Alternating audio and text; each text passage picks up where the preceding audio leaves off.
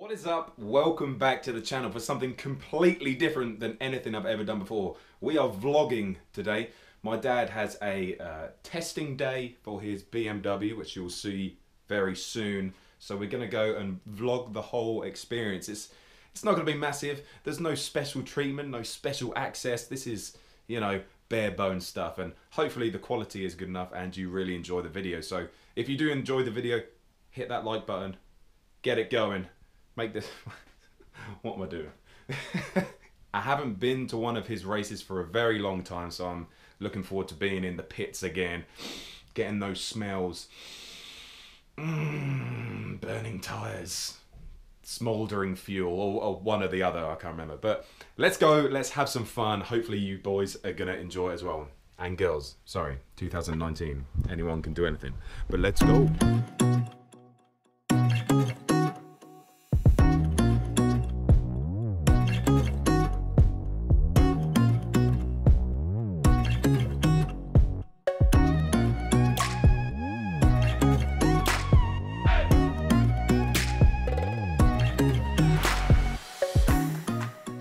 After just around an hour's drive, we've had enough of country roads, fields, hedges galore. We found ourselves at Snetterton, and it seemed like the rain was going to hold off so we could have all the practice in the dry. So we unbuckled Peachy Racing, the lovely little BMW, went to the snack shop and got an exceptionally wonderful sausage baguette and a lovely coffee to match. So what can we say about Peachy? My dad's had it for about 15 years. It's a BMW 1502, but it instead has a 2-litre M10 BMW engine running on twin 45 Weber carburetors with a limited slip differential and a dogleg first gear 5-speed gearbox. It is most definitely faster than it was 15 years ago. So not only has it raced all over Britain in the classic sports car club, it has been international as well. Daytona, Spa, the Nordschleife, Magny-Cours, and of course the testing that we're doing right now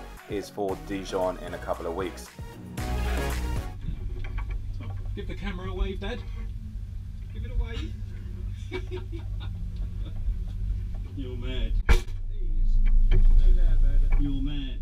Camera rolling then, let's see what the old man can do around Snetterton. Let's do a little track guide on the start-finish straight, coming up to turn 1, or Riches as it's otherwise known as, shifting down to 4th, and you're going to see over multiple corners on this track that he aims for the late apex to get a nice smooth run out the corner then. Shifting up to 5th very briefly before going back to 4th, 3rd and then 2nd for Montreal here, hitting that late apex once again so we can get a nice straight smooth run out, which will set us up nicely for Palmer, the left-hander here. And you can see the reason for having that dog left first gear gearbox. It is much faster and efficient to go from 2nd to 3rd when it's just straight down rather than having to go up, across and then up again. That is the reason for having that type of layout in a gearbox. Readying ourselves for Agostini then, the late apex left-hander, making sure you are patient on the throttle as you aim for that late apex to get that straighter run out of the corner. Bloody well done, old man. Time to be brave then. Hamilton up next into 4th gear. How close can you get to the hay bale on the inside? And now you set yourself up for Oggies. An initial tight right-hand corner opens, which favours the drivers who keep their foot in as the corner continues to turn and opens out. Keeping it in 3rd then as he comes through Williams. If you run too wide over to the left here, there are pressure sensors underneath the floor, which will obviously notify the marshals of you running wide and abusing track limits. Foot to the floor then, all the way down the Bentley straight as we come into the left-hander Brundle and then into the right corner Nelson. Instead of attacking the apex of the left-hander, you want to start wider and be able to shift as far left as possible. It is now from this position you can get a straighter run out of the right-hander, which is more beneficial when you are then going onto a straight piece of track. Through the aptly named corner bomb hole will lead you up to Coram, the second to last corner on the track. Taken in 5th, you have to find the balance between power and control as you go around this sweeping corner. Then you must slow down, braking and shifting down as you set yourself up for Murray's, the last corner of the track, Don't get on the power too soon or the back end will step out and you'll lose speed onto the Senna straight, which will round out our whirlwind of a tour around Snetterton. And of course, hats off to the old man for not binning it while recording. So after a couple of laps then, he brings it in. Vince checks the tyre pressures, has a little look around the car, checking for anything that doesn't belong or something that looks out of the ordinary. But everything does look very well and seems to be running really, really good. You alright? Happy? Yeah. So after a little bit of a lay down to check if there's any leaks or drippage underneath the car, he does a couple of laps and then brings it in so we can change it over to the wet tyres. What are you saying then, Dad? How did that go? How'd it go? It went well. Yep. Felt good. Yeah. So what was new in it? New gearbox? New gearbox. New gearbox. Trying out the differential pump. Yep. Pumps the oil round. Happy through days. the cooler. Yep. Happy days.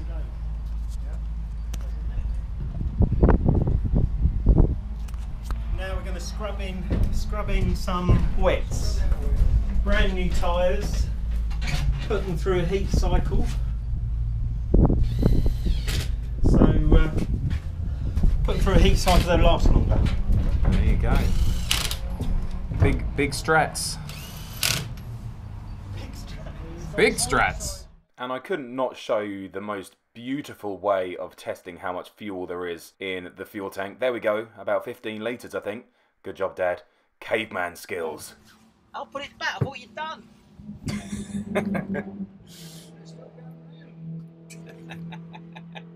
So, what's the verdict? What's the verdict, Dad? Broken the accelerator pedal linkage. Linkage, broken the accelerator pedal. Yeah, through the bulkhead. It's something through the bulkhead which has gone kaput, so we've got no throttle.